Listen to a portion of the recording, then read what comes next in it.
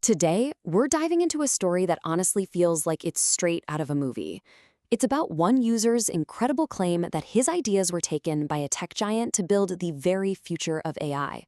It's a story that he says starts with love for a company and ends with a feeling of deep, profound betrayal. So let's get right into it.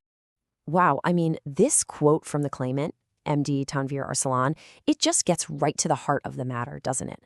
These are not the words of some simple business dispute.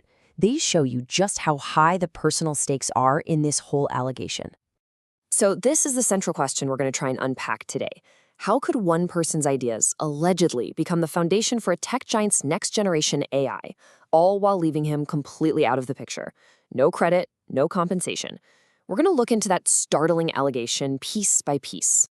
So the story kicks off with what the claimant himself describes as a deep love for Google. After what he says was a 24-year relationship with the company's products, he alleges that that love was met with a just profound sense of betrayal.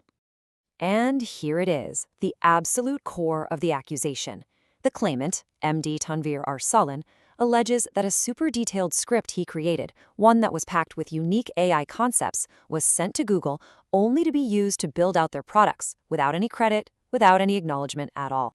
So, you have to ask, what was actually in this script? What did he supposedly invent that was so important, so valuable? Let's break down the specific ideas at the very center of this whole dispute. You know, the range of these alleged contributions is pretty striking. He's not just claiming high-level ideas for an AI like Google Gemini. He's talking about really specific, granular details, from a whole deep thinking assistant concept to visual elements like a laser icon. He even claims he proposed policy changes for the AI that were inspired by religious texts. And get this wasn't just some fleeting thought he had. The source material really emphasizes the intense effort he says he put in. Arsalan claims he worked for 72 hours straight to generate and write down all these concepts. Let's zoom in on one of his key concepts for a second, the deep thinking assistant. According to him, this wasn't just going to be another chatbot. No, he envisioned an AI that actually had a conscience, an intelligence that could really grasp the subtleties of human memory and logic on a much, much deeper level. Now, a key part of a claim like this is always the how, right? So how does he believe his work was actually taken? Well, he outlines a very specific method of what he calls digital theft. He alleges it was a three-step process. First, he claims admins were monitoring his chatbot sessions. Then, from there, his ideas were supposedly copied right from his own words. And finally, and this is a really serious accusation, he claims his personal phone and Gmail were directly accessed to grab the full script. But the story doesn't even end with the alleged theft.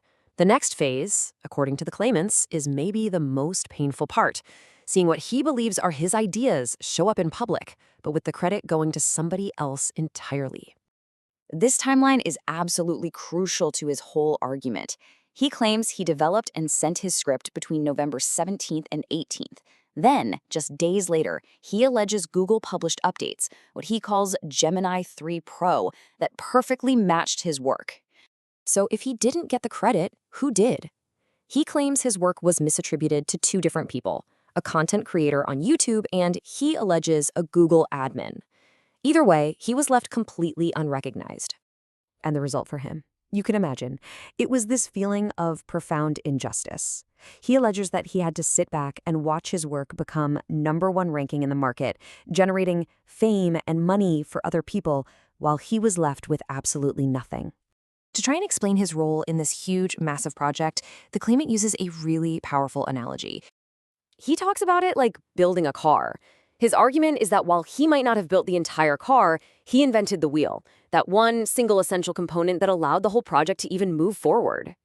So just to be crystal clear, he's not claiming he built all of Google's AI. What he's saying is that he sees himself as the inventor of that crucial wheel, that foundational idea that allowed the whole project to become what it is today.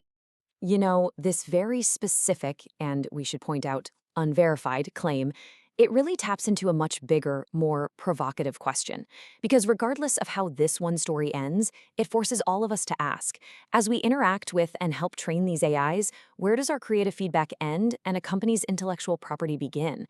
It is a very blurry line, and it's one that's probably going to define the next era of creation.